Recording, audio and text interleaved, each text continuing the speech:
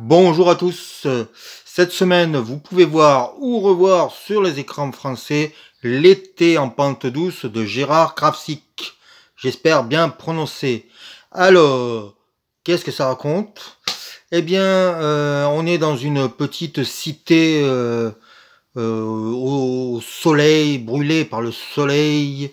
Fan vient de se faire virer de son emploi parce qu'il a volé un morceau, un lapin pour manger. Et il va devoir calmer une engueulade chez les voisins. Et son voisin, qui est un gros beauf, lui propose le lapin contre sa copine. Et sa copine, c'est Pauline Lafont.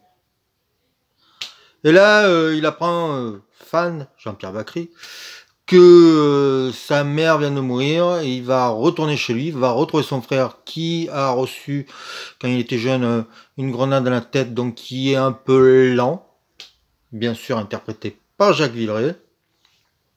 Et ce trio va être mal perçu dans cette petite ville de province du Sud. Donc, le film est doublé par Claude Chabrol, il fait une apparition, il joue un curé. Et le film est un petit classique pour, disons, une seule raison, c'est Pauline Lafont.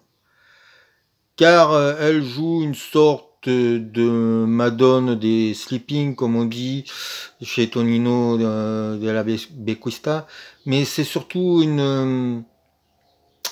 un état d'esprit des années 80. Elle joue de sa sensualité, elle joue de sa beauté, elle joue de son corps, ce qui ne se fait plus aujourd'hui. Mais voilà, elle a des formes, elle les montre.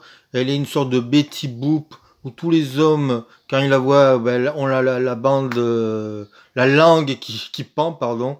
Parce qu'en fait, j'allais vous dire, en plus, le problème, c'est que son homme, joué donc par Bacri, a un problème d'érection, et ce qui va la contrarier aussi, mais elle n'a jamais été aussi bien respectée que par ces deux hommes qui sont Villeray et Bacri dans le film.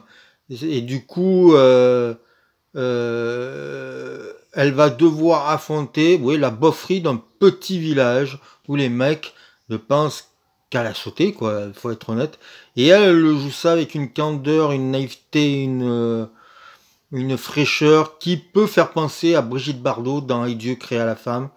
Et pour cette raison-là, le film est un petit classique. C'est pas un chef-d'œuvre, loin de là, c'est pas un grand film. Mais voilà, une actrice illumine l'écran du début à la fin. Elle a un jeu un peu particulier, elle a des intonations particulières qui viennent de la voix de sa mère, des fois Bernadette Lafont, et ça donne énormément de charme à ce film qui surfe, à mon sens, sur le succès de 37.2 le matin. La femme, on prend une femme peu connue, on la met à l'écran, on essaie d'en faire une vedette. On la voit beaucoup nue, elle joue de cette sensualité, c'est ce que a peu vécu un peu Béatrice Dalle. Et c'est en plein soleil, on est dans le sud de la France, mais il y a un côté, je pense, c'est pour ça que Chabrol aimait bien le film ou qu'il a doublé, c'est qu'il y a un côté satire sociale de personnages. On peut penser aussi à un film justement avec Bernadette Lafont qui était La fiancée du pirate. Il y a de ça aussi. Et donc c'est dans la tradition française qui s'est un peu perdue. Une actrice va exploser et elle explose par son corps et son talent. Et les deux font corps. Donc voilà. Allez voir ce film. Aussi, on peut le voir avec une tristesse, beaucoup de tristesse, parce que c'est un film de 87, hein, c'est pas un film si vieux que ça, hein, et pourtant la plupart du casting est décédé.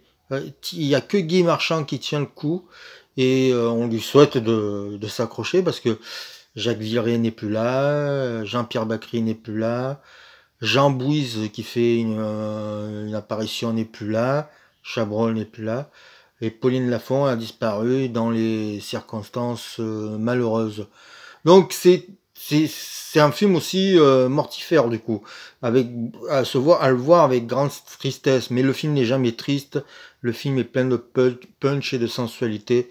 Donc l'été en pente douce. Et puis c'est tiré d'un roman de Pierre Pelot et les romans de Pierre Pelot valent toujours le coup.